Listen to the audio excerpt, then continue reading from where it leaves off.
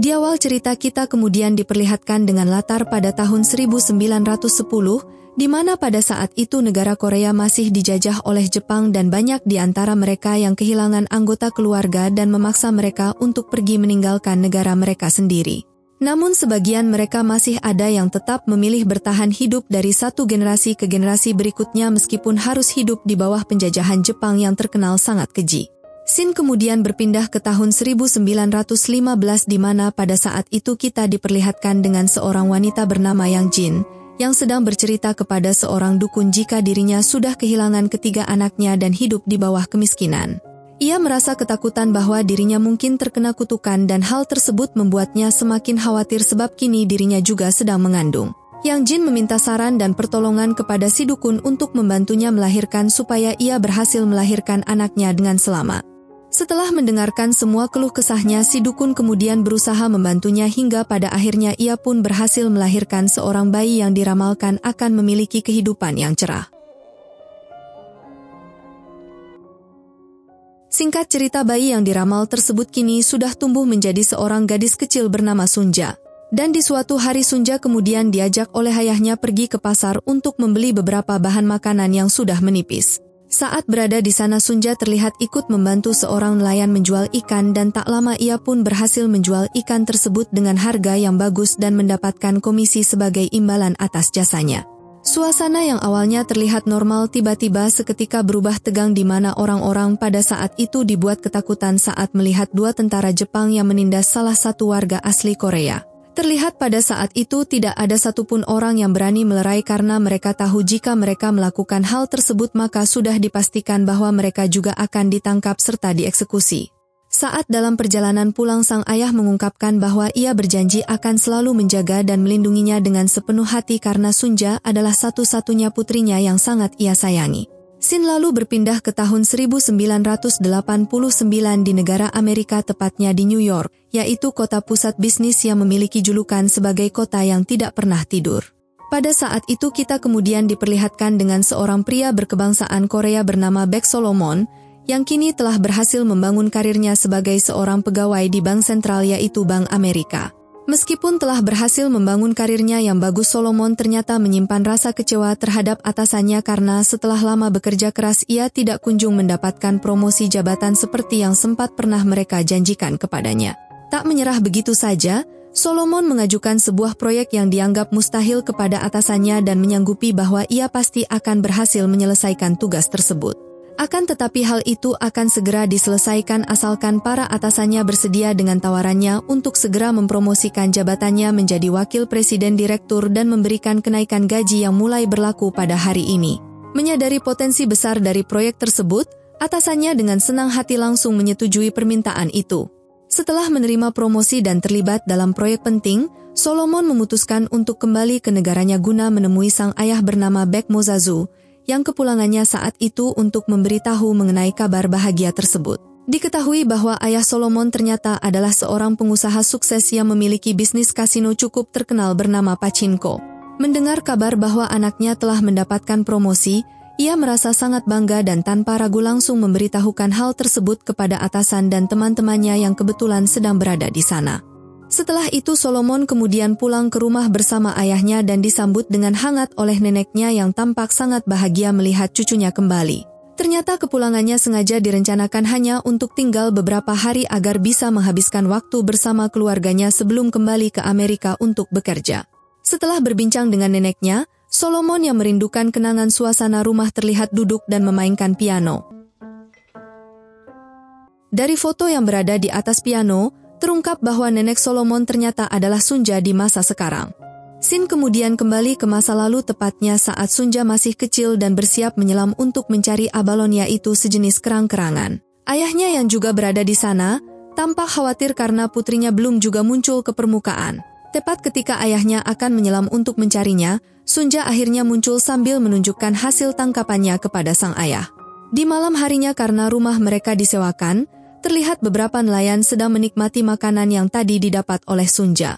Selain itu mereka juga terlihat minum-minum hingga salah satu dari mereka tidak sadar dan mengatakan keinginan jika ia ingin membunuh tentara Jepang karena telah merampas segala sesuatu yang mereka miliki. Sebenarnya hal itu wajar diutarakan mengingat semua penderitaan yang sudah mereka alami selama ini. Yang Jin yang mendengar hal itu terlihat cemas dan merasa jika omongan tersebut sampai didengar oleh tentara Jepang maka keberadaan mereka pasti dalam masalah besar. Namun Hun suaminya meyakinkan bahwa hal itu tidak mungkin terjadi terlebih lagi karena mereka sudah tinggal di tempat tersebut selama berbulan-bulan dan merasa bahwa di antara mereka tidak ada yang akan melaporkan pernyataan itu kepada tentara Jepang. Keesokan harinya setelah mendengar pembicaraan orang tuanya semalam, Sunja menemui Paman Song dan memintanya untuk segera meninggalkan rumahnya. Ia khawatir jika tentara Jepang mengetahui pembicaraan tersebut nyawa orang tuanya bisa terancam. Menyadari kecemasan Sunja, Paman Song akhirnya setuju untuk memenuhi permintaannya. Sebelum pergi, Paman Song sempat mengungkapkan bahwa pernyataan yang ia buat adalah ungkapan dari seorang pria yang sudah lelah direndahkan seperti dirinya. Setelah melalui perdebatan panjang, Paman Song akhirnya memutuskan untuk pergi dan meminta maaf kepada Sunja karena telah membuatnya khawatir. Sementara itu, tentara Jepang ternyata telah menerima berita tersebut dan mulai melakukan pencarian terhadap Song Byung-ho. Ayah Sunja mengungkapkan bahwa ia tidak mengetahui di mana Byung-ho berada saat ini setelah kejadian tersebut. Ia mencoba menjelaskan bahwa pada malam itu, Byung-ho dalam keadaan mabuk dan sama sekali tidak dalam kondisi yang sadar. Meskipun demikian, kedua tentara tersebut tidak bisa memaafkannya dan menganggap bahwa tindakannya itu sudah masuk sebagai bentuk pengkhianatan. Sebelum meninggalkan tempat tersebut, mereka terlihat memberikan kesempatan kepada ayah Sunja untuk mencari Byung-ho dan memintanya untuk segera melapor jika ia berhasil menemukannya.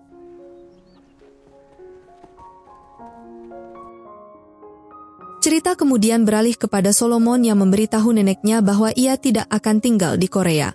Mendengar hal itu neneknya jelas merasa sedih karena sebelumnya ia mengira bahwa kepulangan Solomon adalah untuk menetap. Tak lama setelah itu mereka kedatangan Bibi Etsuko yang senang melihat Solomon berada di rumah. Diketahui bahwa Bibi Etsuko memiliki seorang putri bernama Hana yang telah lama hilang dan mereka belum pernah bertemu lagi hingga saat ini. Dalam upaya untuk menemukan putrinya, Bibi Etsuko telah menyewa beberapa detektif yang handal dan berharap jika suatu hari nanti ia masih bisa bertemu kembali dengan anaknya.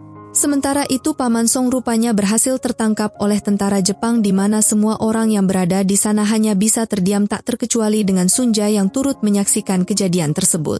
Kemudian Shin kembali berpindah tepatnya di Tokyo saat setelah Solomon berhasil dengan proyeknya.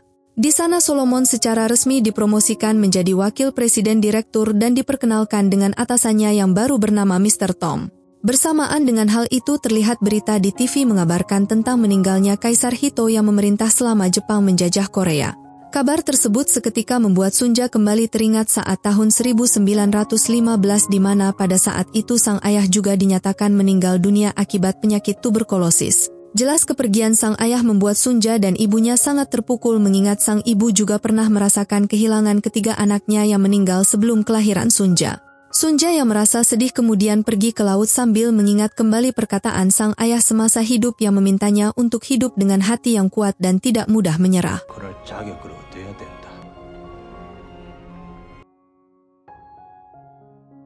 Singkat cerita 9 tahun kemudian berlalu di mana pada saat itu kita diperlihatkan dengan Sunja yang kini sudah tumbuh dewasa menjadi seorang gadis yang cantik. Diketahui Sunja juga memiliki sikap pemberontak yang mana pada saat itu ia terlihat tidak mau tunduk memberikan penghormatan kepada tentara Jepang yang lewat di hadapannya.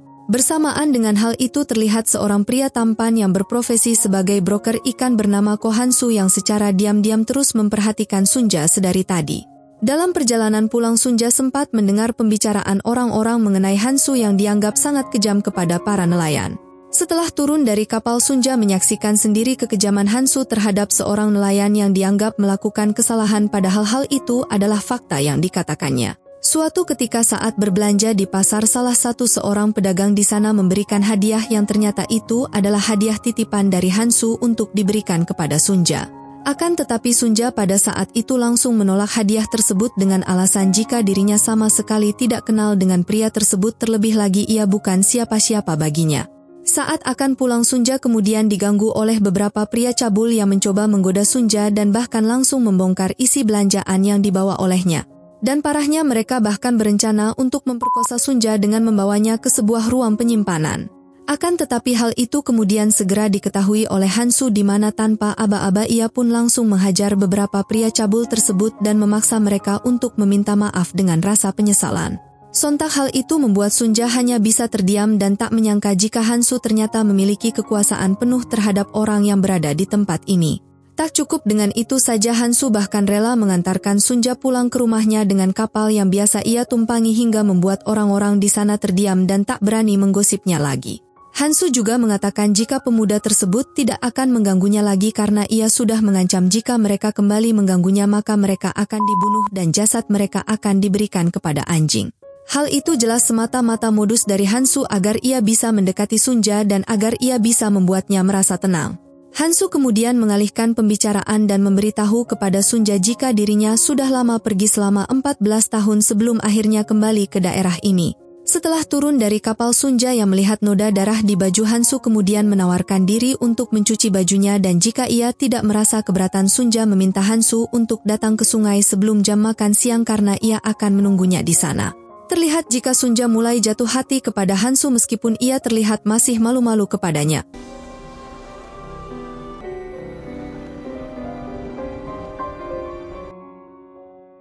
Keesokan harinya Hansu benar-benar datang menemui Sunja di sungai dan ikut menemaninya mencuci baju. Saat itu Hansu mulai bercerita tentang masa lalunya mengungkapkan bahwa ia juga lahir dari keluarga miskin, bahkan mungkin lebih miskin daripada Sunja. Tertarik dengan cerita Hansu, Sunja bertanya bagaimana Hansu bisa mencapai kesuksesan seperti yang ia miliki sekarang.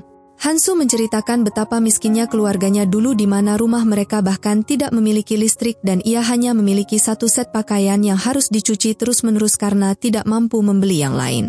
Sejak saat itu Hansu bertekad untuk menjadi sukses dan bersedia melakukan apa saja untuk mewujudkan impiannya. Hansu juga mengungkapkan bahwa ia tinggal di Osaka, Jepang di mana semua orang hidup dengan layak dan terpenuhi kebutuhannya. Setelah melihat peta beberapa negara yang digambar oleh Hansu, Sunja mulai menyadari bahwa dengan luas wilayahnya seharusnya Korea tidak bisa dijajah oleh Jepang. Namun Sunja juga menyadari bahwa kenyataannya, mereka memang sangat tertinggal dan sudah sepatutnya mereka harus melawan segala bentuk penindasan serta penjajahan yang dilakukan oleh Jepang. Keesokan harinya Hansu kembali menemui Sunja di tepi sungai dan terlihat jika hubungan mereka sekarang kian semakin dekat di mana pada saat itu Hansu bahkan ikut membantu Sunja. Di hari berikutnya mereka terlihat masih bersama namun kali ini Hansu mengajak Sunja untuk mencari jamur di tengah hutan. Momen tersebut adalah awal mula kedekatan hubungan mereka di mana Hansu terlihat mulai jatuh hati kepada Sunja di mana tak lama setelah itu mereka pun terlihat menghabiskan waktu bersama seolah dunia hanya milik mereka berdua.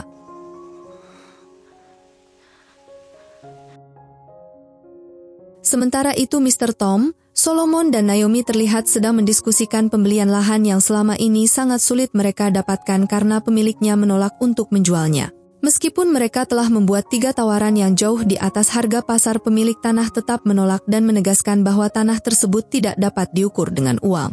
Tak menyerah begitu saja, Mr. Tom berencana untuk meninjau lokasi tersebut secara langsung dan berencana kembali membuat penawaran baru dengan si pemilik tanah. Dan di keesokan harinya Mr. Tom dan Solomon akhirnya tiba di lokasi di lahan yang akan mereka beli di mana si pemilik lahan ternyata dulu hanya membeli lahan tersebut seharga 4.000 yen saja namun sekarang nilai harganya bahkan naik berkali-kali lipat. Solomon menyarankan Mr. Tom untuk tidak lagi memberikan tawaran dengan harga yang rendah karena kemungkinan besar si pemilik lahan pasti akan tergiur dengan tawaran yang lebih tinggi. Solomon kemudian menemui si pemilik rumah yang ternyata adalah seorang nenek yang pada saat itu sedang membersihkan kebun di halaman rumahnya. Sambil membawa semangka, Solomon pun mencoba membujuk si nenek agar mau menjual tanahnya dengan harga 1 miliar yen. Namun usahanya pada saat itu gagal karena si nenek tetap menolak dan segera masuk ke dalam rumahnya. Saat di kantor, Solomon mendapat telepon dari seorang wanita yang ternyata wanita tersebut adalah si Hana. Diketahui ternyata Hana ini merupakan cinta pertama dari Solomon ketika ia masih duduk di bangku sekolah yang mana selama ini keberadaannya seolah menghilang bahkan tidak diketahui oleh Bibi Etsuko ibunya. Tentu kabar tersebut membuat Solomon merasa sangat senang dan meminta Hana untuk segera pulang sebab keluarganya dan dirinya sudah menanti kepulangannya. Hana yang mendengar hal itu kemudian langsung menolak. Akan tetapi ia menolak dengan alasan yang tidak jelas di mana Hana pada saat itu berkata jika ia tidak bisa keluar dari tempat yang gelap seperti sekarang ini. Di sisi lain Sunja terlihat sedang merawat adik iparnya bernama Kyung Hee yang pada saat itu sedang sakit parah. Kyung-hee kemudian mulai mengenang masa lalu mereka yang sangat ia rindukan sampai-sampai membahas mengenai Ko Han-soo yang mungkin saja masih ingat dengan sosok dirinya. Pada masa itu Sunja dan Han-soo bahkan sering melakukan hubungan setiap kali bertemu hingga pada suatu ketika Sunja mulai menyadari jika dirinya sedang hamil. Di sini ia merasa sangat sedih karena Han-soo masih belum juga kembali. Namun saat akan pulang Sunja melihat Ko Han-soo yang sudah berada di pasar. Setelah itu Han-soo menghadiahkan sebuah jam untuk Sunja dan ia berjanji akan mengajari Sunja bagaimana cara membaca jam tersebut. Di sini Sunja akhirnya memberitahu jika dirinya sedang mengandung anak darinya. Ko Han-soo yang mendengar kabar tersebut terlihat merasa sangat senang dan ia berharap agar dirinya bisa dikaruniai seorang anak laki-laki. Sunja lalu membahas soal pernikahan dan meminta Ko Han-soo untuk datang ke rumah menemui ibunya karena sudah dari dulu ibunya mengharapkan dirinya untuk segera menikah. Han-soo lalu menjelaskan jika sebenarnya dirinya sudah menikah dan keluarganya saat ini tinggal di Jepang. Namun Han-soo berjanji jika ia akan bertanggung jawab dengan menafkahi dan membelikan rumah yang besar kepadanya. Ko Han-soo juga menjelaskan jika pernikahannya itu hanya sebatas bisnis tanpa didasari dengan cinta. Mendengar hal itu tentu membuat Sunja merasa sangat kecewa dan tak menyangka jika nasibnya akan berakhir seperti ini. Han-soo lalu mengungkapkan semenjak awal pertemuan mereka dirinya sama sekali tidak berniat menikahinya, terlebih lagi ayahnya Sunja juga memiliki kekurangan yang mungkin bisa diwariskan kepada anak mereka nanti. Mendengar hal itu sontak membuat Sunja merasa sangat marah dan langsung buru-buru pergi dengan perasaan kecewa karena selama ini Han-soo ternyata hanya mempermainkannya saja. Saat Sunja akan memberitahu kepada ibunya mereka lalu dikejutkan dengan seorang pria yang datang ke rumah mereka di mana tak lama setelah itu ia pun tiba-tiba jatuh pingsan. Melihat kondisinya yang sangat kritis tabib lalu menyarankan untuk melaporkan hal ini mengingat penyakit yang ia derita harus ditanggapi dengan serius. Akan tetapi ibu Sunja menolak hal itu dan memilih untuk merawat si pendeta yang bernama Isak itu sampai ia benar-benar sembuh. Sementara itu di masa depan Kyung-hee kemudian dinyatakan meninggal dunia setelah berjuang melawan penyakitnya. Terlihat jika Sunja ikut mengantarkan Kyung-hee ke tempat peristirahatan terakhir dan terlihat jika Sunja sangat terpukul atas kematiannya. Kembali ke masa lalu Sunja akhirnya memberanikan diri untuk memberitahukan jika saat ini dirinya sedang hamil. Mendengar hal itu ibunya tentu merasa sangat terkejut dan tak menyangka jika anaknya bisa berbuat seperti itu. Ibunya lalu meminta Sunja untuk menyuruh pria yang sudah menghamilinya itu untuk segera menikahinya sebagai bentuk pertanggungjawaban mengenai apa yang telah ia perbuat. Akan tetapi Sunja pada saat itu tidak memberitahu siapa orang yang telah menghamilinya dan memohon kepada ibunya untuk memaafkannya. Ternyata obrolan mereka sempat didengar oleh Isak yang kebetulan pada saat itu sudah sadarkan diri. Di keesokan harinya Isak memberitahu jika kedatangannya ke sini adalah untuk mencari keberadaan keluarganya. Merasa khawatir dengan kondisi Isak yang belum sepenuhnya pulih, ibunya kemudian meminta Sunja untuk ikut menemani Isak. Dan saat berada di sana Han-soo kemudian melihat Sunja yang pergi bersama dengan pria lain hingga membuatnya merasa cemburu, akan tetapi pada saat itu ia sama sekali tidak bisa berbuat apa-apa. Sementara itu Isak terlihat mengajak Sunja pergi makan siang di sebuah restoran yang ada di sana hingga membuat Sunja merasa senang karena ini adalah pengalaman pertamanya bisa makan di restoran. Dalam perbincangan tersebut Isak menyarankan Sunja untuk memberikan anaknya pada pasangan suami istri yang tidak memiliki anak sama sekali. Sunja yang mendengar tawaran tersebut kemudian langsung menolak dan berkata jika ia akan membesarkan anak yang sedang ia kandung meskipun nanti dirinya harus dikucilkan oleh orang-orang. Tanpa diduga Isak lalu mengatakan jika ia bersedia menjadi ayah dari anak yang dikandung oleh Sunja karena merasa jika Sunja pasti tidak akan mampu merawat anaknya dengan seorang diri. Sementara itu Sunja di masa depan terlihat mengajak anaknya pulang ke Korea untuk mengubur abu jenazah adik iparnya di sana karena ia yakin jika Kyung-hee tidak mau dikuburkan di sini. Di masa lalu Han-soo akhirnya menemui Isak yang ternyata sudah mengetahui jika ia adalah calon dari suami Sunja. Pada saat itu Han-soo ternyata berencana untuk membelikan setelan jas kepada Isak agar bisa dikenakan pada hari pernikahannya bersama dengan Sunja. Namun tawaran itu langsung ditolak dengan sopan oleh Isak, dan pada saat itu ia pun mulai menyadari jika Ko Han-soo adalah orang yang sudah menghamili Sunja. Singkat cerita saat akan menikah mereka justru ditentang oleh si pendeta dikarenakan Isak menikahi seorang gadis yang hamil di luar nikah. Pendeta kemudian meminta Isak untuk mempertimbangkan kembali pernikahannya karena ia khawatir Isak akan menanggung dosa besar dengan menikahi wanita yang sudah hamil sebelum menikah. Meski begitu, Ishak tetap teguh pada keputusannya untuk menikahi Sunja meskipun anak yang dikandungnya itu bukan dari darah dagingnya. Setelah mereka resmi menikah, ibu Sunja lalu pergi ke pasar dan membeli beras putih sebagai hadiah pernikahan untuk diberikan kepada putrinya. Alasan ia menghadiahi beras tersebut dikarenakan adalah barang yang mewah karena tidak sembarangan orang bisa memakan nasi putih khususnya bagi warga Korea. Setelah pulang ke rumah, ibu Sunja segera memasak makanan dan menyiapkan hidangan tersebut untuk Sunja dan suaminya Ishak. Sunja pun kemudian menyadari bahwa sebentar lagi ia harus segera pergi untuk memulai hidup baru bersama suaminya, yaitu tinggal di Jepang. Di sisi lain terlihat Solomon yang sedang menyombongkan diri di hadapan Naomi karena ia adalah satu-satunya orang Korea yang berhasil menduduki posisi tinggi di perusahaan tersebut. Sementara itu Sunja yang akan pulang dari pasar tiba-tiba diminta oleh tentara Jepang untuk mengikutinya. Ternyata hal tersebut adalah perintah dari Hansu karena ia sangat ingin bertemu dengannya. Hansu mencoba untuk membujuk Sunja agar tidak pergi bersama Ishak suaminya dan tetap berada di wilayah ini sebab dirinya sudah berjanji untuk memenuhi semua kebutuhannya lebih daripada yang ia pikirkan. Pada awalnya Sunja hampir tergoda oleh bujuk rayu Hansu, namun ketika ia mendengar Ishak direndahkan, Sunja pun langsung menolak tawaran itu dan dengan tegas mengatakan bahwa ia tetap akan pergi bersama suaminya. Hansu kemudian memperingatkan Sunja bahwa nanti ketika ia berada di tempat yang dituju, Sunja pasti akan memohon untuk diselamatkan karena Hansu mengetahui bagaimana kondisi di sana. Dan jika Sunja tetap akan pergi ke sana, maka ia sama sekali tidak akan menolong dan bahkan akan melupakan namanya seolah mereka tidak pernah bertemu. Akan tetapi peringatan tersebut sama sekali tidak dihiraukan oleh Sunja di mana ia tetap memilih pergi hingga membuat orang-orang terdekatnya merasa sangat sedih untuk melepas kepergiannya. Sebelum berangkat, ibunya banyak memberikan nasihat kepada Sunja agar ia bisa menjadi istri yang baik untuk suaminya serta menjalankan perannya dengan baik di antara keluarga baru di sana. Pada saat itu ibunya sempat ingin memberikan cincin pernikahannya namun Sunja menolak karena ia berencana akan menjual jam tangan mewah pemberian dari Ko Hansu untuk memenuhi kebutuhan hidupnya di Osaka. Dan pada akhirnya Sunja benar-benar berpisah dengan ibunya di mana hal tersebut membuatnya merasa sangat sedih dan sebenarnya Sunja merasa berat hati untuk meninggalkan ibunya yang kini tinggal seorang diri tanpa kehadiran sang ayah. Bersamaan dengan hal itu kita lalu diperlihatkan dengan seorang penyanyi wanita yang akan menghibur para penumpang di kapal tersebut. Saat ia mulai bernyanyi, para penumpang kemudian dikejutkan karena wanita tersebut ternyata menyanyikan lagu Korea yang mana hal itu tentu tidak disukai oleh orang-orang Jepang. Berbeda dengan reaksi orang Jepang, para penumpang Korea justru merasa sangat bersemangat dan merasa antusias saat mendengar lagu tersebut. Namun saat tentara Jepang akan menangkapnya, tiba-tiba penyanyi wanita tersebut kemudian nekat mengakhiri hidupnya hingga membuat seluruh penumpang merasa terkejut. Sementara itu, nenek Sunja yang baru tiba di Korea tampak sangat gembira karena akhirnya ia bisa melihat kembali lautan di Korea.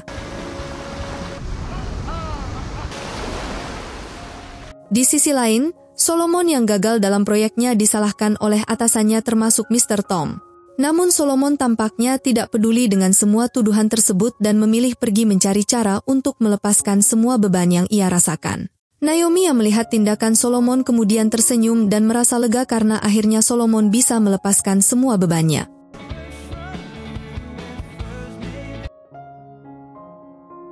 Setelah perjalanan panjang, Sunja akhirnya tiba di Osaka, di mana ia disambut dengan penuh kehangatan oleh Yosef, saudara dari suaminya.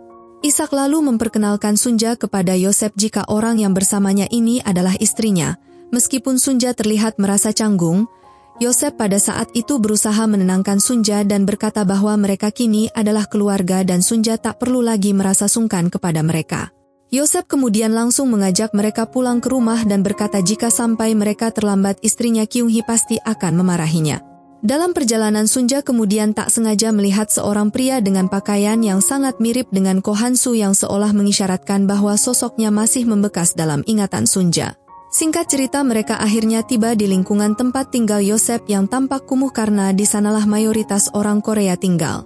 Diketahui bahwa banyak orang Korea di sana tidak memiliki pekerjaan tetap sehingga tak sedikit yang akhirnya terjerumus ke dunia kriminal. Pada saat itu Yosef memperingatkan Ishak untuk tetap waspada karena kemungkinan besar para mata-mata Jepang masih berkeliaran di sekitar mereka. Sesampainya di rumah mereka lalu disambut oleh istri Yosef bernama Kyung-hee yang sudah menyiapkan makanan untuk mereka di mana hal itu kemudian membuat Sunja bersedih karena kembali teringat dengan ibunya. Sementara itu Sunja di masa tua yang sudah kembali ke Korea kemudian berjalan-jalan di tengah pasar sambil mengenang masa lalunya dulu. Di sisi lain Solomon yang sedang mengunjungi sebuah bar milik temannya dikagetkan dengan berita dirinya yang sudah mengecewakan Mr. Tom dan juga Pak Abe. Dan yang lebih parahnya lagi mereka ternyata sengaja membuat Solomon di blacklist agar ia tidak bisa bekerja lagi di bank manapun. Setelah itu Solomon bertemu dengan Naomi yang kebetulan sedang ada di sana. Naomi memberitahu jika pada saat itu ia sempat melihatnya yang menari di tengah hujan seolah rasa beban yang selama ini ia rasakan telah ia lepaskan semua. Naomi juga berpikir jika ia pasti sudah bertemu dengan Hana maka karena hal itulah ia terlihat sangat bahagia. Naomi mengetahui tentang Hana karena sebelumnya ia sempat mendengar percakapan mereka sewaktu berada di kantor. Solomon lalu bercerita bahwa Hana adalah adik tirinya namun ia pernah mencintainya. Akan tetapi hal itu sirna begitu saja sebab saat ia akan pergi ke Amerika Hana justru kabur dari rumah seolah ia tidak mau bertemu dengannya lagi. Naomi kemudian menyinggung masalah si nenek pemilik tanah yang sepertinya sudah mempermalukan Solomon sejak awal kedatangannya ke tempat mereka. Mendengar hal itu Solomon merasa tersinggung dengan perkataan tersebut hingga akhirnya mereka pun berdebat yang membuat Naomi memutuskan untuk pergi dari sana. Di malam itu Yosef bercerita kepada istrinya jika ia khawatir kepada Ishak karena telah menikahi Sunja yang ternyata saat ini sedang mengandung anak dari pria lain. Ia merasa takut jika semua hal tersebut hanyalah siasat dari Sunja dan menduga bahwa mungkin ia sengaja menjebak Ishak untuk menikahinya. Kyung-hee yang mendengar hal itu kemudian segera menyuruh Yosef untuk segera menutup mulutnya karena takut jika percakapan ini terdengar oleh mereka. Namun tanpa mereka sadari, ternyata sejak awal percakapan tersebut sudah terdengar oleh Sunja dan juga Ishak hingga membuat Sunja pada saat itu merasa sedikit tertekan. Ishak berusaha meyakinkan Sunja bahwa seiring berjalannya waktu mereka pasti akan menerima kehadirannya di sini karena ia tahu bahwa mereka adalah orang yang baik. Ishak juga mengungkapkan bahwa ia mulai merasa khawatir jika Sunja akan membencinya karena telah membawanya ke tempat ini. Sunja kemudian menjawab dengan tulus dan berkata jika ia tidak keberatan menikahinya dan merasa bersyukur karena masih ada seorang pria yang mau menerima dirinya dengan kondisinya yang seperti sekarang ini. Mendengar hal itu Ishak berkata jika bayi yang ia kandung akan menjadi penyelamat orang tuanya di masa depan dan ia juga memberitahu bahwa dirinya akan mencintainya dengan sepenuh hati dan tak berniat untuk membebaninya dengan hal apapun. Sunja lalu mengelus pipi Ishak dan terlihat jika pada saat itu Sunja akhirnya mulai membuka hatinya kepada Ishak dan mereka pun melakukan malam pertama mereka.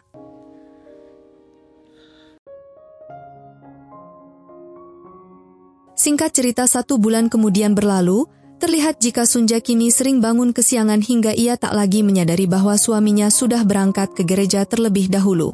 Kyung-hee memberitahu jika soal urusan gereja Ishak memang sangat bersemangat sampai-sampai ia keseringan bangun pagi. Kemudian Sunja ikut membantu Kyung-hee yang pada saat itu sedang menjemur baju. Namun seketika ia kemudian menangis setelah tahu jika pakaian pemberian orang tuanya telah dicuci dan kini aroma di baju tersebut sudah hilang. Kyung-hee yang pada saat itu sama sekali tidak tahu apa-apa ia pun langsung meminta maaf karena ia sama sekali tidak tahu akan hal itu. Sementara itu Sunja di masa depan akhirnya menaburkan abu jenazah Kyung-hee di Laut Korea tepatnya di Busan. Setelah itu Sunja bersama putranya kemudian pergi ke kuburan ayahnya untuk melepas rindu serta mendoakannya. Akan tetapi saat berada di sana ia pun dibuat kebingungan karena tempat tersebut kini sudah berubah menjadi area parkir. Ayah Solomon lalu beranggapan jika mungkin saja makamnya sudah dipindahkan ke tempat yang lebih layak. Mereka lalu pergi mendatangi pengurus di sana untuk mencari tahu di mana lokasi makam ayahnya dipindahkan. Wanita tersebut lalu memberitahu jika makam yang ia maksud sudah dipindahkan oleh seseorang wanita paruhbaya bernama Shimbuki. Mendengar nama itu seketika Sunja kembali teringat jika Shimbuki adalah seorang gadis yang dulu pernah membantu ibunya saat berada di rumahnya. Tak butuh waktu lama Sunja akhirnya bertemu dengan Shimbuki dan terlihat jika keduanya merasa sangat terharu dan tak menyangka jika akhirnya mereka bisa bertemu kembali setelah lama berpisah. Di sana mereka saling bercerita dan mengenang masa lalu di mana ia dan ibunya dulu merasa sangat hampa semenjak Sunja memutuskan untuk pergi dan tinggal bersama suaminya di Jepang. Setelah lama berbincang, akhirnya Sunja dapat melihat kembali makam ayahnya yang kini telah dipindahkan ke tempat yang lebih layak. Di tempat berbeda terlihat Solomon pada saat itu mulai mencari keberadaan Hana dengan menanyakan kepada warga di sana dengan menunjukkan sebuah foto dan beberapa identitas yang ia ketahui. Akan tetapi saat berada di sana ia lalu tak sengaja bertemu dengan temannya bernama Haruki yang mana kemudian ia pun langsung diajak ke rumah dan diperkenalkan kepada keluarganya. Saat mengetahui jika ia adalah putra dari Mozasu, mereka pun langsung memeluknya dengan sangat erat dan terlihat jika keluarganya sangat berhutang budi kepada ayahnya Solomon. Mereka lalu mengajak Solomon untuk makan bersama dan terlihat jika kehadirannya membawa kebahagiaan tersendiri bagi keluarga besar Haruki. Saat akan pergi, Solomon yang berniat akan memberikan uang justru ditolak oleh Haruki dan menyuruhnya untuk menyimpan uang tersebut. Haruki yang memahami situasi Solomon dalam keluarganya, tampak merasa iba karena ia tahu jika saat ini Solomon pasti sedang menghadapi masa sulit untuk memenuhi ambisi orang tuanya. Dan oleh karena itu ia pun berharap kepada Solomon untuk dapat berpikir lebih jernih agar ia bisa menemukan kebahagiaan dalam setiap langkah hidupnya. Mendengar hal tersebut, Solomon hanya terdiam tanpa memberi jawaban dan pergi begitu saja dari hadapannya.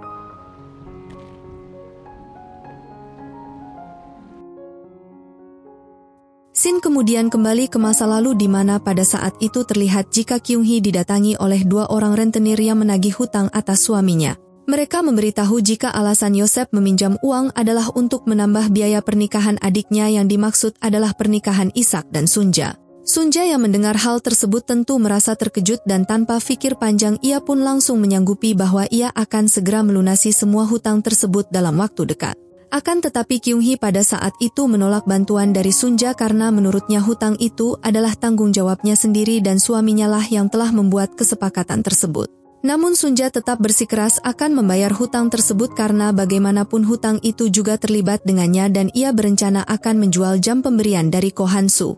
Singkat cerita, Sunja pun langsung datang ke pusat penjualan barang antik, namun pada saat itu si pembeli menawar dengan harga yang sangat murah meskipun ia tahu jika jam tersebut adalah barang yang sangat mahal. Setelah Sunja menjelaskan bahwa jam tersebut merupakan pemberian dari ibunya yang mengelola rumah sewaan di Busan, si pembeli itu kemudian langsung berasumsi bahwa Sunja adalah orang yang berasal dari keluarga yang sukses. Hingga pada akhirnya jam tersebut pun berhasil terjual dengan harga yang diinginkan oleh Sunja yaitu sebesar 300 yen. Setelah mendapatkan uang, Kyung-hee tampak merasa enggan untuk menyerahkan uang tersebut kepada si rentenir dan malah meminta Sunja untuk memberikan kepada suaminya saja agar ia sendiri yang melunasi hutangnya. Kyung-hee kemudian menceritakan bahwa dulu ia adalah seorang gadis yang tidak pernah melakukan pekerjaan kasar seperti memasak atau mencuci karena ia berasal dari keluarga yang cukup terpandang. Namun setelah tinggal di tempat ini, ia merasa sangat menderita dan kebingungan karena segala hal yang harus ia lakukan sekarang tidak pernah ia alami ketika tinggal bersama dengan orang tuanya dulu. Melihat Sunja yang tadi berhadapan langsung dengan rentenir, Kyung-hee merasa dirinya sangat tidak berguna dan merasa kagum dengan sikap Sunja yang sangat berani menghadapi para rentenir tersebut. Setelah itu mereka memutuskan untuk pergi menemui rentenir di tempat yang telah mereka sepakati sebelumnya. Begitu hutang dianggap lunas, mereka kembali pulang dengan perasaan lega dan bahagia dan tampak jika Kyung-hee akhirnya kini bisa tersenyum. Sementara itu di tempat pelelangan Kohansu ternyata mengetahui bahwa jam pemberiannya itu telah dijual oleh Sunja. Ia merasa jika suami dari Sunja adalah orang dari kalangan bawah yang sama sekali tidak berguna sampai-sampai ia menjual barang berharga yang ia berikan kepada Sunja. Dan pada saat itu ia pun langsung mendatangi si pembeli dan akan kembali membeli jam tersebut dengan harga yang jauh lebih tinggi. Sementara di masa depan Solomon terlihat menghubungi Mr. Tom dan pada saat itu ia memberitahu jika ia sudah benar-benar dipecat dari pekerjaannya akibat ulah yang ia perbuat kemarin. Mr. Tom juga berkata jika ia sudah berusaha semampunya untuk membantu akan tetapi Mr. Colton dan Pak Abe bersikeras untuk memecatnya. Bersamaan dengan hal itu, Hana terlihat kembali menelpon Solomon dan dengan nada panik ia kemudian memintanya untuk segera datang karena ia tidak ingin mati.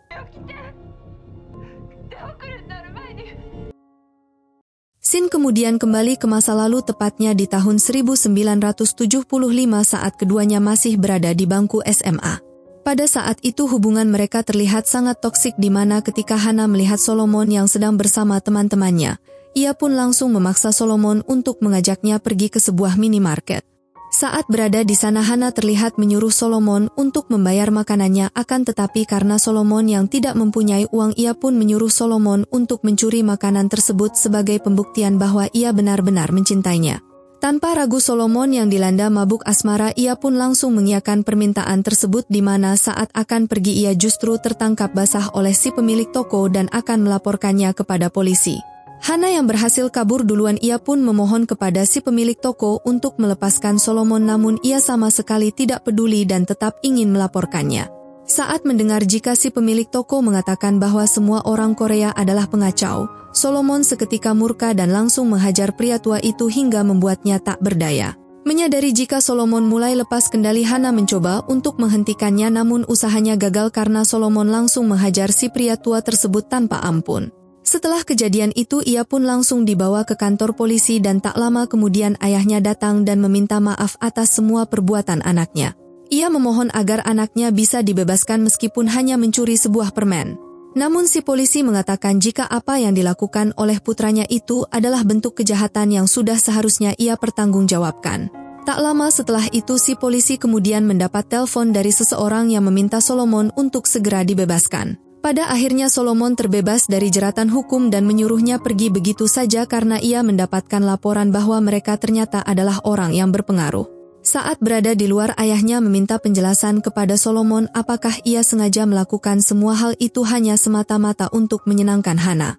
Solomon yang mendengar itu, ia pun mencoba membela Hana dan mengatakan jika hal tersebut sama sekali tidak berkaitan dengannya.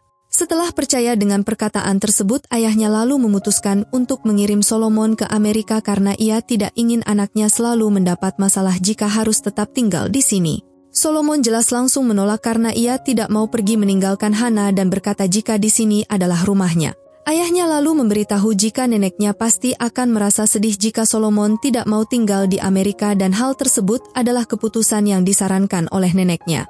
Kemudian Sin kembali ke masa lalu di mana setelah Sunja dan Kyung-hee membayar semua hutang tersebut, Yosep terlihat marah dan menyalahkan istrinya dan Sunja karena sudah membayar semua hutang tanpa berdiskusi dengannya terlebih dahulu. Baginya hal itu adalah sebuah penghinaan, terlebih lagi sekarang pasti orang-orang mulai mencemoohnya karena dianggap sebagai lelaki yang tidak jantan. Sunja mengatakan bahwa semua ini adalah idenya dan tidak ada kaitannya dengan Kyung-hee. Yosep yang merasa tak habis pikir dengan jalan pikiran mereka berdua, ia pun merasa sesak dan tak lama setelah itu ia pun langsung pergi dari hadapan mereka. Setelah gagal mengejar suaminya, Kyung-hee kemudian dibuat panik saat melihat Sunja yang ternyata akan melahirkan. Isak yang baru saja tiba di rumah, awalnya ingin menemani Sunja melahirkan, akan tetapi Sunja pada saat itu memintanya untuk pergi mencari Yosep dan tidak perlu khawatir mengenai dirinya. Kyung-hee kemudian memberitahu kepada Isak bahwa suaminya saat ini sedang sangat marah besar dan ia merasa khawatir jika Yosep mungkin akan bertindak ceroboh. Dengan berat hati Isak pada saat itu dengan terpaksa meninggalkan istrinya di mana sebelum pergi Kyung-hee sempat berpesan untuk tidak terlalu keras saat menegurnya nanti. Singkat cerita, Isak kemudian berhasil menjumpai Yosep yang pada saat itu sedang berada di sebuah bar dengan kondisi yang mabuk berat. Pada saat itu Isak memberitahu jika saat ini Sunja akan melahirkan dan menyuruhnya untuk segera pulang sebab ini adalah permintaan Sunja dan juga istrinya Kyung-hee. Dirasa tidak ada gunanya mereka saling bertengkar, mereka pun akhirnya minum bersama di bar tersebut dan mulai mendengar apa yang dikatakan oleh Isak. Sementara itu di masa depan, Solomon akhirnya berhasil bertemu dengan Hana yang pada saat itu ia sedang dirawat di rumah sakit. Diketahui bahwa Hana mengidap penyakit AIDS dan pihak rumah sakit memberitahu Solomon bahwa penyakit tersebut sangat sulit untuk disembuhkan. Solomon yang pada saat itu datang menjenguk kemudian meminta Hana pergi berobat ke Amerika dan ia akan menanggung seluruh biaya tersebut. Hana yang mendengar itu kemudian berkata jika kini dirinya sudah pasrah karena ia tahu jika umurnya tak lama lagi dan satu-satunya hal yang bisa ia lakukan yaitu menunggu ajalnya. Hana kemudian mengungkapkan bahwa penyakitnya ini ditularkan oleh seorang pria yang berasal dari keluarga kaya raya. Meskipun Solomon terlihat kesal dengan pernyataan itu, namun Hana tetap harus memberitahu fakta tersebut agar Solomon mengerti bagaimana ia menjalani kehidupannya selama ini. Hana juga menambahkan bahwa dirinya yang dulu Solomon kenal sudah tiada dan memperingatkannya bahwa Solomon tidak akan pernah bisa menjadi seperti yang ia cita-citakan meskipun ia mencoba memakai jas yang mewah dan mencoba meraih gelar setinggi apapun. Setelah mendengar perkataan Hana, Solomon kemudian langsung pergi ke kantor untuk mengambil barang-barangnya yang masih tertinggal di sana. Namun saat berada di sana tampak jika seluruh karyawan di gedung tersebut tidak senang dengan kehadiran Solomon termasuk Mr. Tom yang pada saat itu terlihat acuh dan sangat emosi. Setelah membawa barang-barangnya keluar, ia pun langsung membuangnya hingga membuat orang yang berada di gedung tersebut merasa terkejut. Tak lama setelah itu Solomon kemudian didatangi oleh seorang pria yang bernama Mamori Yoshi, yang pada saat itu ternyata sudah mengetahui masalah yang sedang dihadapi oleh Solomon. Ia mengungkapkan bahwa mereka banyak memiliki kesamaan di mana mereka adalah anak-anak yang dipaksa untuk memenuhi ambisi orang tua mereka. Saat berada di perjalanan pulang, Yoshi memberitahu jika dirinya juga mengetahui bahwa ayahnya Solomon Bekmozazu adalah seorang yang memiliki bisnis usaha pachinko. Yoshi sengaja membahas topik itu karena tertarik pada bisnis ayahnya dan berniat untuk menjalin kerjasama agar bisa memperluas usaha mereka ke Asia Tenggara, bahkan mungkin hingga ke Las Vegas sekalipun. Mendengar itu, Solomon merasa ragu dan bertanya apakah bisnis tersebut akan sah diakui secara hukum. Yoshi dengan tenang meyakinkan bahwa ia sangat menjaga reputasinya dan memastikan bahwa usaha yang akan mereka bangun pasti akan legal dan diakui secara hukum. Kemudian Yoshi berbicara tentang kakeknya yang dikenal sebagai seorang mafia. Meskipun ia sangat menghormati kakeknya, ia sama sekali tidak ingin mengikuti jalan hidupnya sebab mereka harus menjalani kehidupan sesuai jati diri mereka sendiri. Bagi orang-orang di luar sana mungkin kakeknya dianggap sebagai penjahat, akan tetapi bagi Yoshi ia adalah sosok penyelamat yang telah menyelamatkan ayahnya dari kecanduan narkoba. Di sisi lain, Hana terlihat didatangi oleh ibunya Etsuko setelah diberitahu oleh Solomon. Hana yang kesal jika ibunya ternyata selama ini menjalin hubungan dengan ayahnya Solomon. Ia pun terlihat marah dan bertanya di mana keberadaan pacarnya itu yang dianggap sebagai seorang yakuza dan banyak memiliki wanita simpanan termasuk ibunya. Etsuko yang mendengar itu kemudian mencoba menjelaskan meskipun ia mempunyai bisnis pachinko, ia bukanlah seorang yakuza seperti yang ia pikirkan. Hana yang mendengar itu ia pun terlihat murka dan bertanya kenapa ia tega melakukan hal tersebut, dan ia juga mengetahui jika ibunya sering tidur dengan banyak pria seperti wanita murahan. Tak lama setelah itu ternyata nenek Sunja juga datang menjenguk Hana, di mana hal itu juga sangat dibenci oleh Hana sebab dulu Sunja pernah menyuruhnya untuk tidak mendekati Solomon dan mengusirnya. Mendengar itu nenek Sunja terlihat merasa bingung dan berkata jika telah terjadi kesalahpahaman dan maksudnya pada saat itu adalah dirinya yang harus pergi bukan menyuruhnya pergi. Nenek Solomon menjelaskan bahwa sebenarnya ia memiliki satu putra lagi yang dikenal baik, akan tetapi karena ia menghancurkan hidupnya kini anaknya itu sudah tiada. Sontak hal itu membuat Hana seketika terdiam dan tak menyangka jika selama ini ternyata dirinya sudah salah paham. Di masa lalu ketika Sunja tak lagi mampu menahan rasa sakit jelang kelahirannya, salah satu tetangga kemudian datang dan bersedia membantunya dalam proses persalinan. Berbekal pengalaman yang sering membantu babi melahirkan, tetangganya itu merasa yakin bahwa ia bisa membantu Sunja melahirkan dengan selamat. Setelah melewati perjuangan berat yang mempertaruhkan nyawa, akhirnya Sunja berhasil melahirkan seorang bayi laki-laki yang sehat sesuai dengan harapan dari Kohansu. Sementara itu di bar, suasana riang mewarnai ruangan tersebut di mana para pengunjung terlihat dengan penuh semangat menyanyikan lagu perjuangan Korea. Namun suasana tersebut seketika sirna ketika beberapa polisi Jepang datang dan mulai memeriksa setiap barang yang dibawa oleh para pengunjung. Ishak yang melihat ketidakadilan yang dilakukan oleh si tentara itu awalnya berniat untuk melawan. Akan tetapi sebelum ia bertindak, Yosef segera menghentikan dan menyuruhnya untuk tetap berdiam diri karena jika tidak nyawa mereka pasti akan melayang. Saat mereka akan pulang, Yosef mengungkit kembali sikap Ishak yang tak pernah jera seolah ingin selalu menjadi pahlawan seperti ketika ia memutuskan untuk menikahi seorang gadis yang hamil di luar nikah. Mendengar hal itu, Ishak meminta Yosef untuk berhenti berbicara dan menegaskan jika Sunja kini adalah istrinya.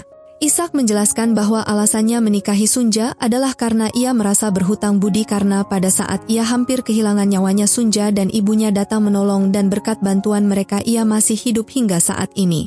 Dengan kelahiran anak yang dikandung oleh Sunja, Ishak berharap jika anak itu kelak dapat membuat mereka bisa bangkit dari keterpurukan.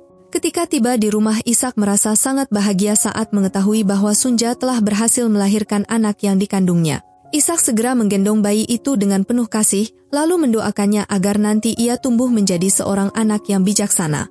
Pada saat itu Sunja meminta Yosef untuk menamai bayinya, akan tetapi Yosef pada saat itu mengatakan jika dirinya tidak pantas mendapatkan kehormatan tersebut. Namun Ishak menegaskan bahwa Yosef adalah kepala keluarga di rumah ini dan pemberian nama bukanlah sebuah kehormatan melainkan sebuah tanggung jawab. Hingga pada akhirnya Yosef pun setuju dan dengan segala pertimbangan ia pun memberikan nama Noah. Di tempat lain, Kohansu yang mengetahui bahwa Sunja telah melahirkan, ia pun langsung memberitahu kabar tersebut kepada istrinya bahwa kini ia telah memiliki seorang anak laki-laki. Dengan kelahiran bayi tersebut, Kohansu menyatakan bahwa istrinya kini terbebas dari kewajiban hubungan suami istri mengingat pernikahan mereka yang sudah dari awal memang tidak didasari oleh cinta. Istrinya merasa bahwa tubuhnya telah dirusak oleh Kohansu dan ia menambahkan bahwa anak yang baru lahir itu kemungkinan suatu hari nanti akan berbagi pandangan yang sama dengannya mengingat semua keburukan yang melekat pada Kohansu. あなたに怪我されました。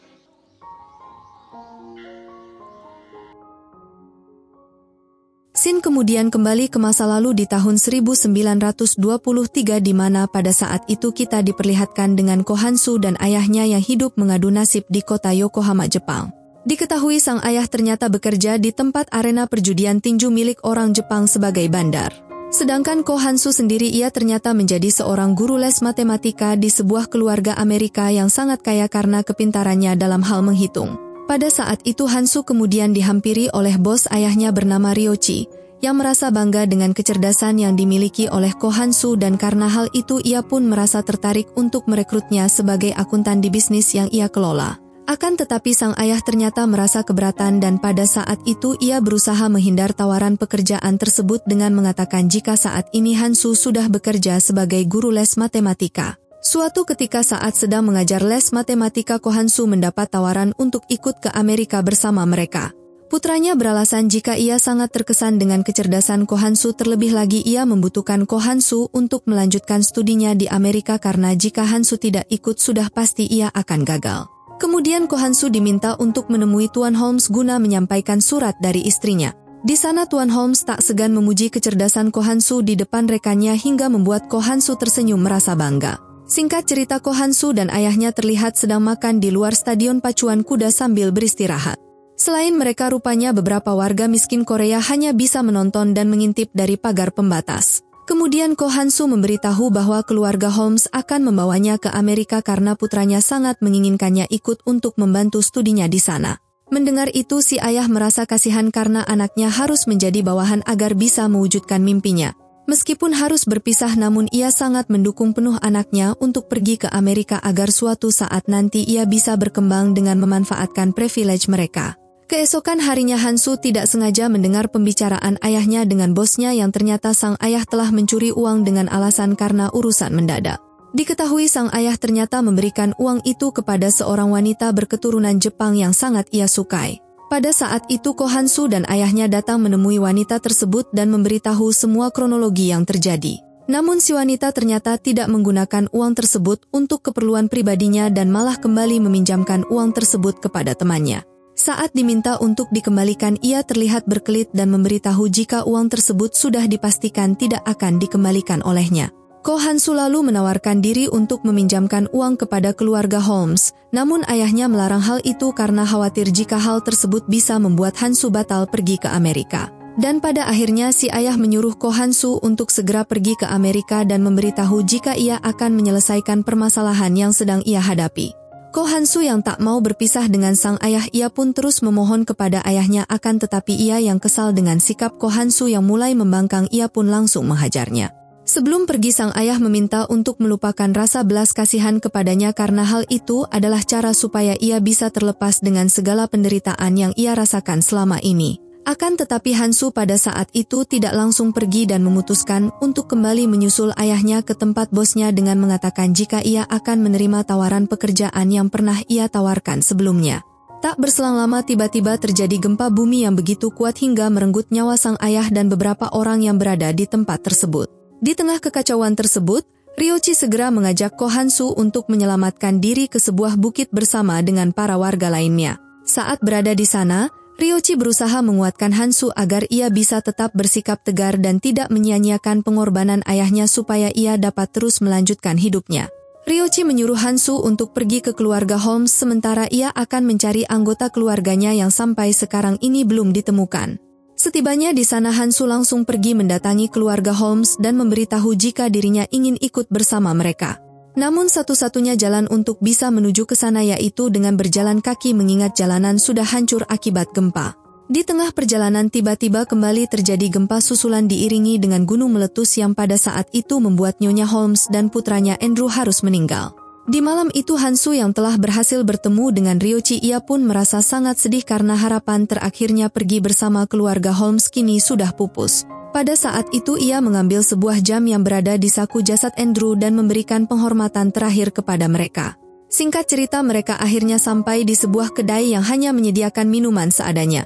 Pada saat itu mereka mendengar kabar tentang para tahanan Korea yang melarikan diri dan mulai menjarah rumah-rumah serta beberapa di antaranya bahkan dikabarkan sudah membunuh warga Jepang dengan meracuni sumur mereka. Saat Ko Han-soo dan Ryochi melanjutkan perjalanan, tiba-tiba 4 tahanan Korea datang menghampiri mereka meminta perlindungan dari tentara Jepang yang mengejar mereka. Seorang pria tua kemudian menyuruh para tahanan itu untuk bersembunyi di lumbung dan akan merahasiakan keberadaan mereka dari para tentara tersebut. Tak berselang lama para tentara Jepang itu kemudian tiba dan langsung menanyakan kepada pria tua itu, akan tetapi pada saat itu ia dengan sengaja memberikan arah petunjuk yang salah. Namun salah satu dari tentara Jepang itu merasa curiga terhadap lumbung tersebut sehingga mereka memutuskan untuk memeriksanya. Dan pada akhirnya mereka berhasil menemukan para tahanan Korea dan tanpa basa-basi langsung membakar para tahanan itu secara hidup-hidup. Singkat cerita saat berada di perjalanan, Ryochi akhirnya bertemu kembali dengan keluarganya yang sebelumnya sempat terpisah. Ia kemudian memperkenalkan keluarganya kepada Han-soo dan mengatakan bahwa mulai sekarang Han-soo adalah bagian dari keluarganya.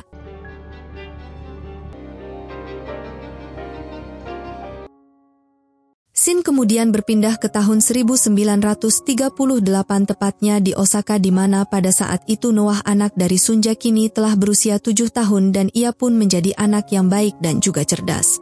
Noah lalu memberitahu temannya jika hari ini ada pesta di rumahnya dan mengundangnya untuk ikut datang berhadir. Tak lama kemudian Ishak datang menjemputnya pulang. Dalam perjalanan pulang Noah merasa iri dengan ulang tahun adiknya yang selalu dirayakan mengingat ulang tahunnya tidak pernah dirayakan. Namun Ishak mengatakan dengan lembut jika dulu mereka juga pernah merayakan ulang tahun Noah saat berusia 1 tahun sekalipun pada saat itu keluarga mereka mengalami kesulitan ekonomi.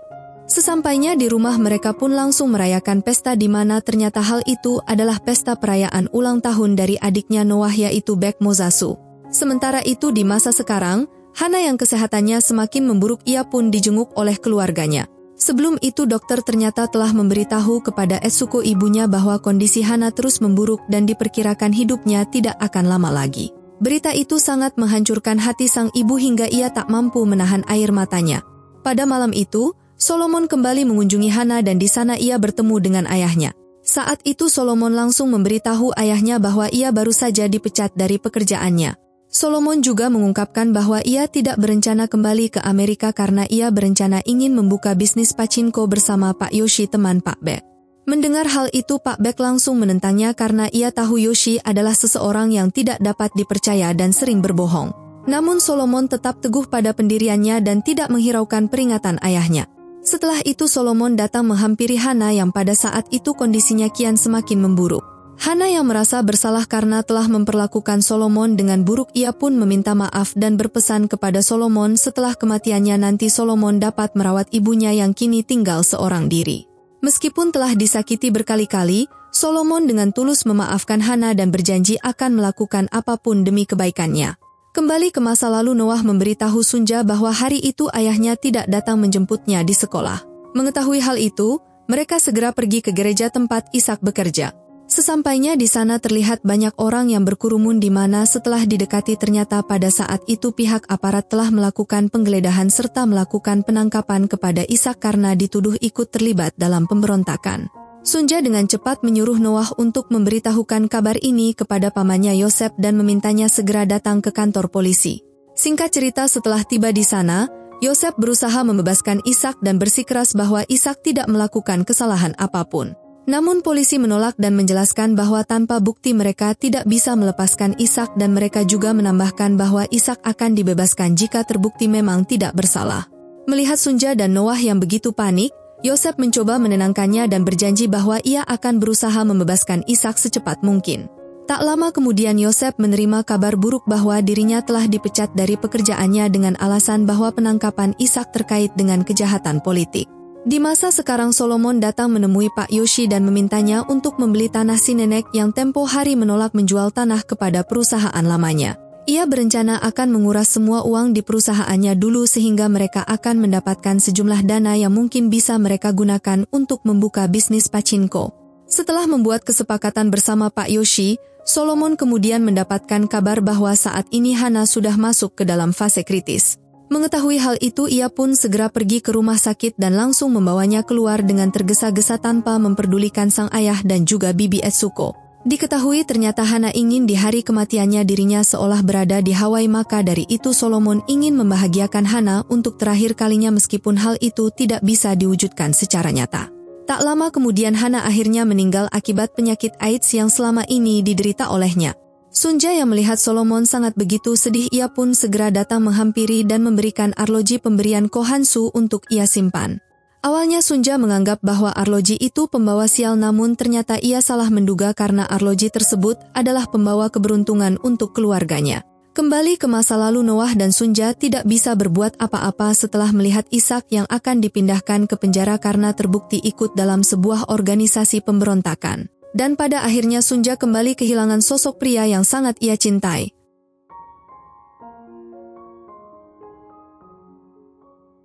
Sunja akhirnya memutuskan untuk menjual cincin pernikahannya sebagai cara untuk mencukupi kebutuhan keluarganya dengan cara berjualan di pasar.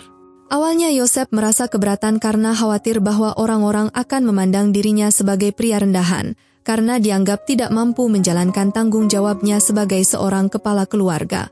Namun berkat penjelasan bijak dari istrinya Kyung-hee, Yosef akhirnya mengerti dan dengan berat hati mengizinkan Sunja untuk berjualan. Keesokan harinya, Sunja berangkat ke pasar dan mulai berdagang. Di sana ia menghadapi sikap tidak ramah dari beberapa orang yang menggosipkan dirinya dan memandangnya dengan tatapan yang sinis. Meski begitu, setelah melewati hari yang panjang, Sunja berhasil menjual dagangannya dengan mengikuti strategi yang ia amati dari pedagang lain di pasar.